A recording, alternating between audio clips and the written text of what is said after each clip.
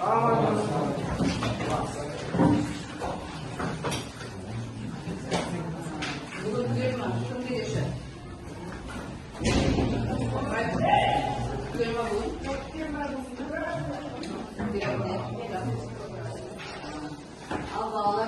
bugün yine aşık kararımızı bastayın diye oturmuş. Sizlerge saklet kıymak, yaş kullanman da var bilimlerini kursutuyoruz. Енді oluşumda biz talonga tapı olmalı. Bugünkü sabahta qanday dayıp ekенде, sonra мына жерден таңдап, астында топқа бөлінді, бастап, шешектен бастап келе береді. Аман кел бастап.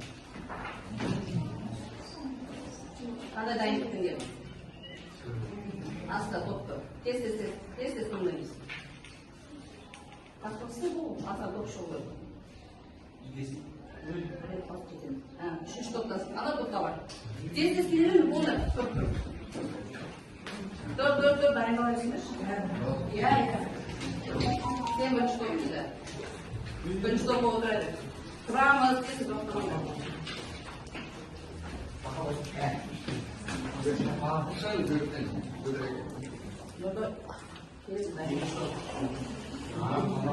Üçüncü top kalır. Başka dayılalım.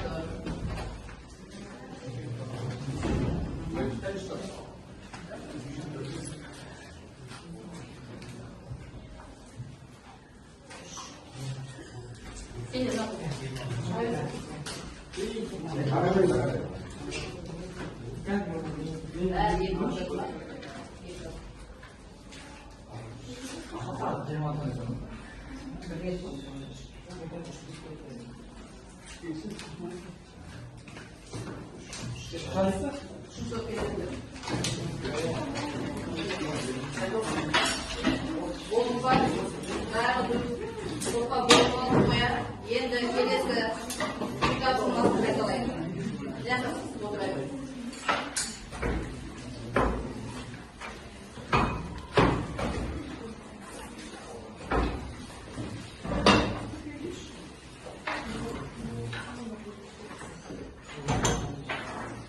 Кітапшылмасын ноутбук әдісімен қайталайды.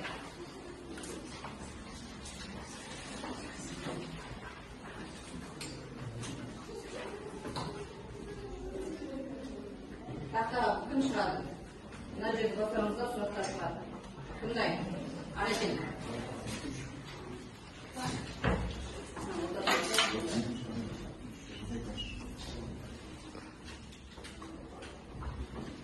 Айберген ең алғашқы. Ең алғашқы. Келесі шықтағышқа. Шыққа. Көрсеңіз кім айтады? Кім айтады?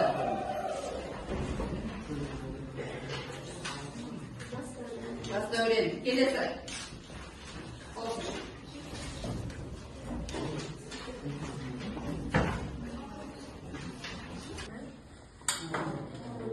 Қай жыл?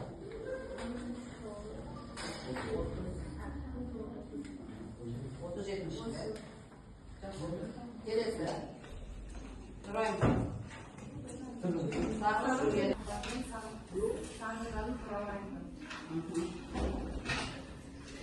Қай үзінді жатқа айтып бере аласың?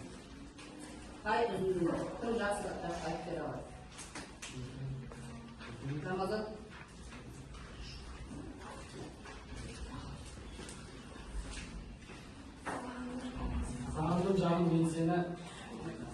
Сағындым жағым бесені көркінде жүрген қуанышылық мендегі екен бараған шының болсам басқырма өсе қайратып оралым. Енді үй тапсырмасын қайталап болсақ, бүгінгі тақырыпта мен осы Төлеген Айбергеновтың Сағыныш атты өлеңін сендерге тыңдатқым келіп тұр. Жимен.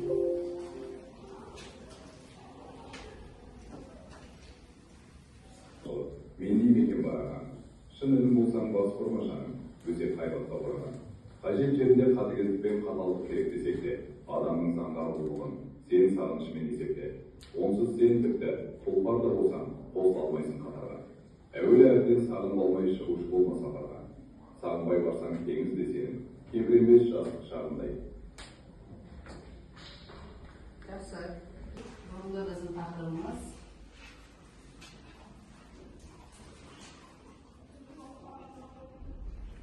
дәптерлерді ашып, бүгінгі күнде жаңа тақырып жазамыз. Бүгінгі біздің тақырыбымыз Төлеген Айбергеновтың сағыныш өлеңінің көркемдік қуаты. Яғни, енді осы бойынша мен сіздерге топ бойынша тапсырма беремін.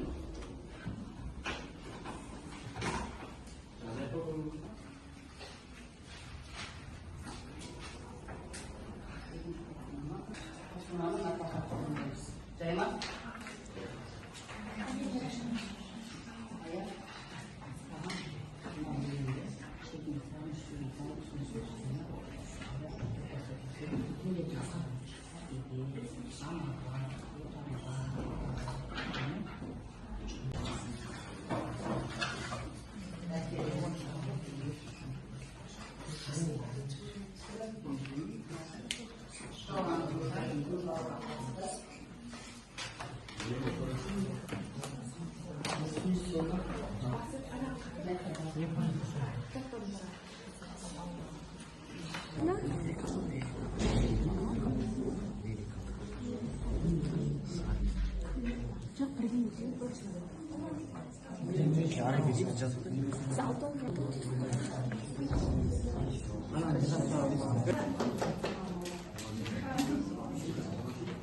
Біздің тапсырмамыз сағыныш өлеңінде сатылай кешенді талдау жүргізу.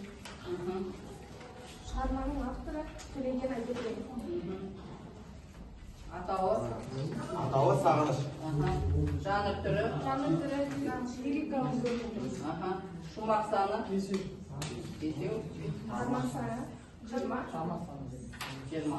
Әр шумақтың мәнін ашатын көркем сөз. Сағыныш. Туған жер, жүрек, Өлең түйіні. сағыныш адамның Алға жетелейтін. Дұрыс па?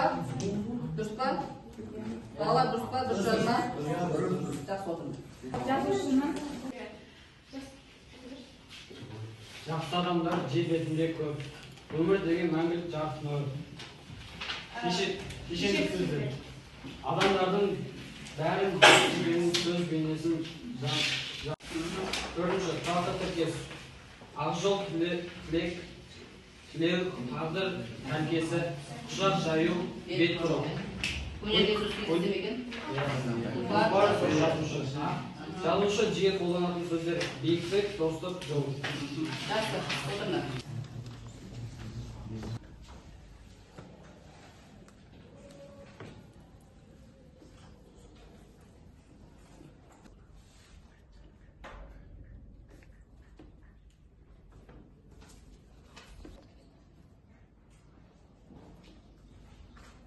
Қызықты болған оқиғалар да өте ыстық сезіледі. Туған жер әр адамның жүрегіне ең жақын, ең қымбат мекен. Оған балалық сағынып өткен алғашқы арман пайда болған қасиетті орын. Туған жердің ауасы да, топырағы да ыстық көрінеді. Қайда жүрсе де туған жерді ойлай, көңілі толқып, бойымда сағыныш билейді. Өйткені туған жерім менің рухани тірегім. Оны сүю, қадірлеу әр азаматтың борышы. сол жерде алғашқы адам болған күн естелігі, мектептегі достар, Тапсырмаларды дәптерге жазамыз. ата-ананың мейірімі бар. Атамекенді сағынып ойға шомылған сайын оның әрбір табиғаты, әрбір көшесі, әрбір тауы мен өзені бізді туған елге тартады. Тіпті алыста жүректе жүректің ең терең пікірінде тек атамекенді бейнесі қарастырылады. Туған жердің орны ерекше. Атамекен сағынғандай ғана емес, біз оны шын мәнінде түсінеміз. Ол тек жер ғана емес, адам өмірінің барлық естелігі.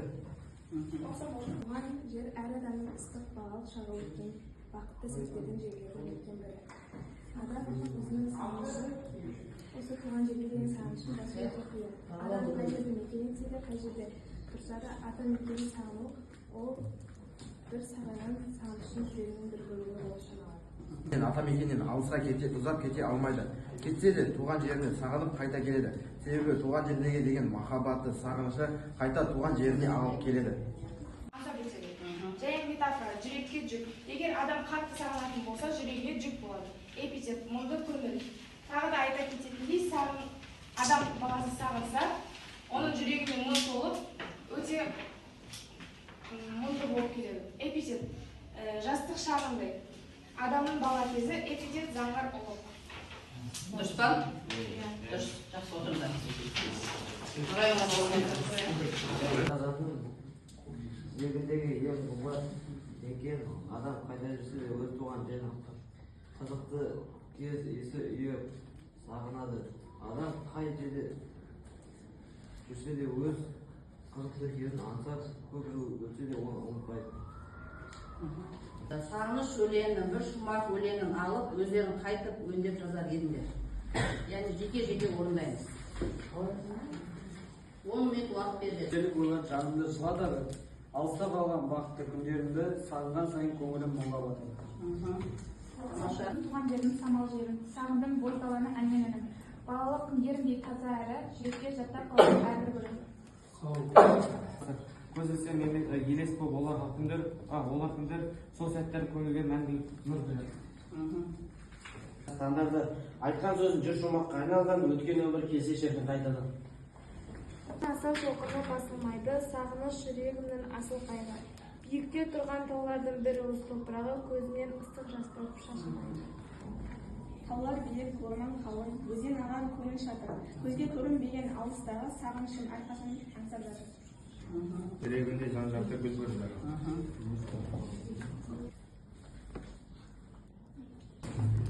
Сағынмаса өмірдің мәні бар ма? Армансыз-ақ таңдарды қарсы ала ма? Сағыныш ол перзенттік ұлы парыз, жетелейді әрқашан биіктерге алыс.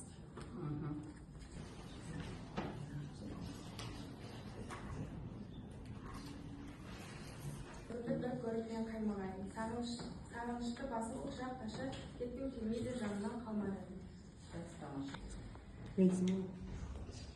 Ауыл қымбат маған ешкімге бұл сезімді бұлғытпаған. Мен оның өзім ғана сезетін қасиетін жырлатпаған. Сағыныш қана адам жүрегінен мәңгілік орын алады. Адам ет пен жүректен жаратылған соң, сол сезімдер арқылы сағыныш себеп туған жерде балалық шақ өтіп, өмірінің естен кетпес жерлер соғатын болар. Сағыныш естен кетпейтін, жүректен орын алатын үлкен.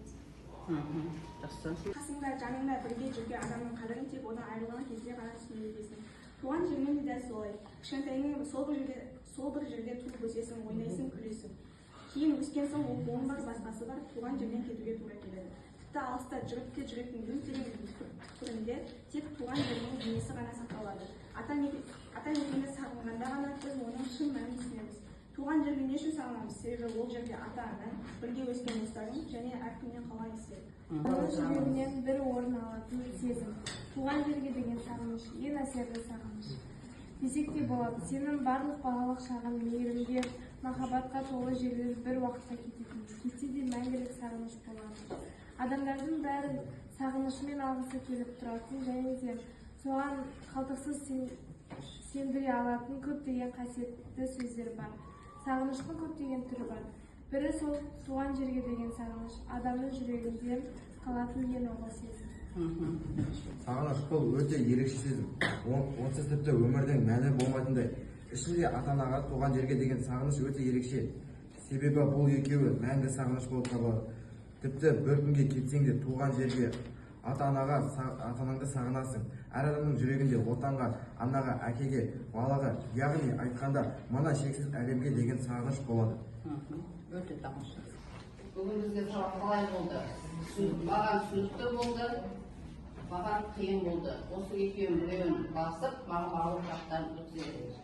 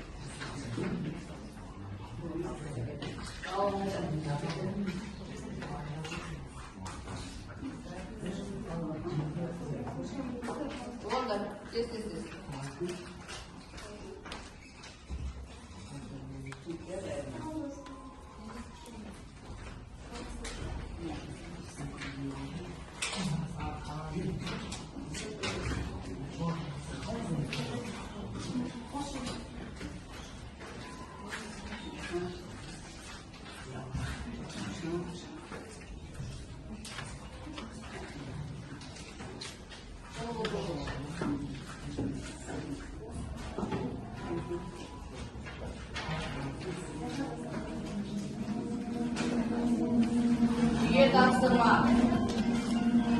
Sağdış yönlerine basının uçta kuleyleri zevzep gelemez. Davaları gözgözüp vermiş kim sıçramışsın var.